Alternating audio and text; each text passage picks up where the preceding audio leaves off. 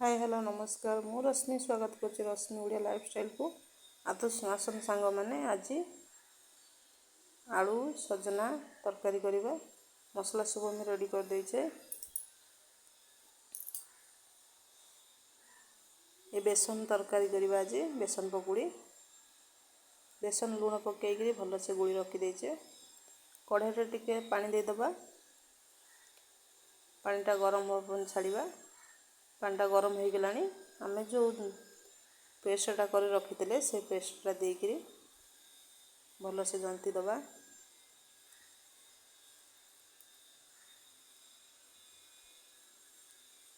देखो आम जंतुटा रेडी हो गले आम ए तावे तेल दे देचे आप चाहिए थाली भी तेल दे करें।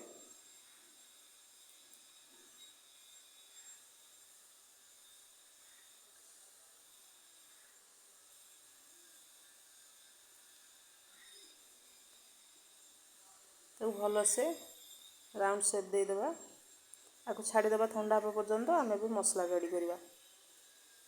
जो अदा रसुण आम काटिक रखी सेटा को आम पेस्ट करदे।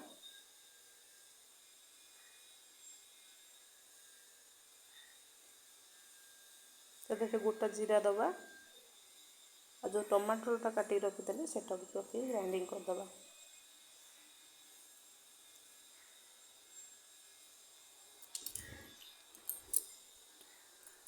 ना आम मसलाटा रेडी हो जाए।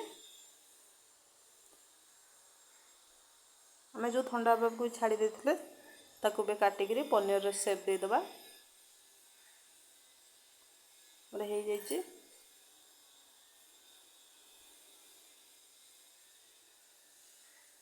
देखु केते पतला है।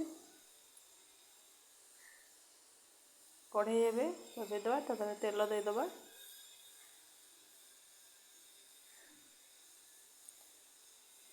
से जो आम काटिक रखी सेटा को भाजीदबा छाणीबानी छाणीले तरकारी फिटिज पनीरटा जमी भजा हुए हम सेमती भाजवा।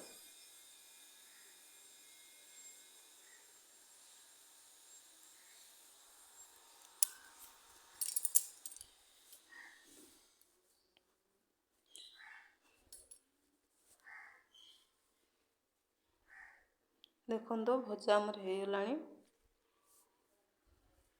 एबे काढ़ीदबा बाहर को।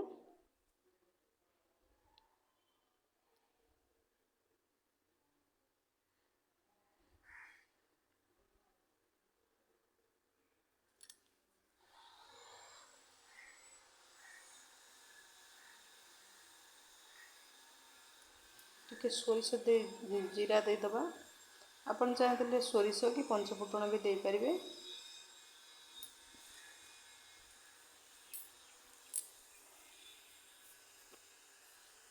काटिक जो पियाज रखते से पियाज देदबा।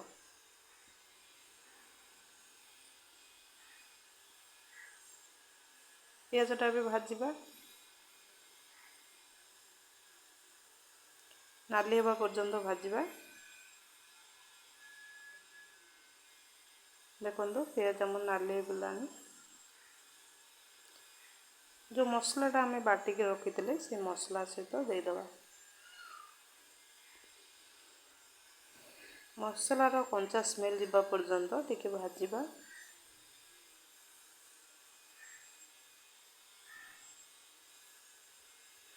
देखो मसला प्राय हो गला आम देदबा लंका पाउडर देदबा आ हलदी पाउडर दबा आ धनिया पाउडर देदबा। जेहेतु जीराटा बाटीचे जीरा गुंड आ दबानी मसलाटा को भलसे फेंटीदबा टिके पानी दबा सिझापी।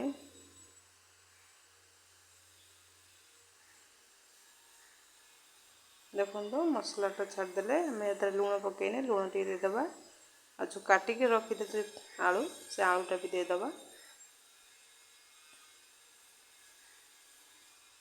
आलूटा टिके अधिक समय कषा जेहेतु भजा हैनी आलू। जो मैंने आम चैनल नुआ अच्छा लाइक शेयर सब्सक्राइब निश्चिंत करेंगे। देखो आमर हो गला आम ए पानी देदबा। एथर छाड़िबा फुटिबा पई।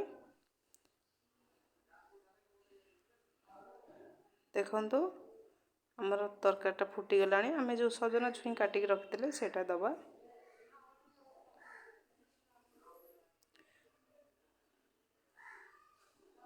भल से गोलैकी छाड़ी दबा सिझिबा पई। देखंतु हमर बोधे हेई आसलानी तरकारीटा। सजना छुई आलू सिझी गलानी। देखिबा सिझी आसलानी। आमे जो पकुड़ीटा कर रखिले से पकुड़ीटा दे दबा।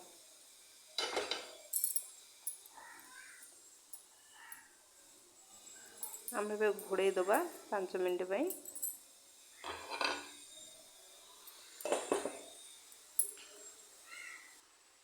देखंतु हमर 5 मिनिट हे गलानी। तरकारीटा काढ़िबा।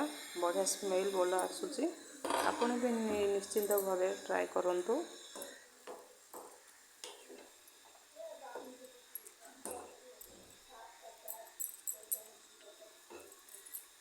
आमे गरम मसला टिके पकेई दबा।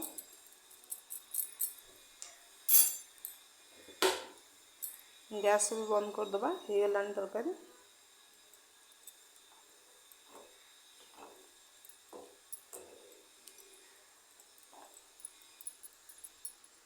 रोज संगवान नमस्कार।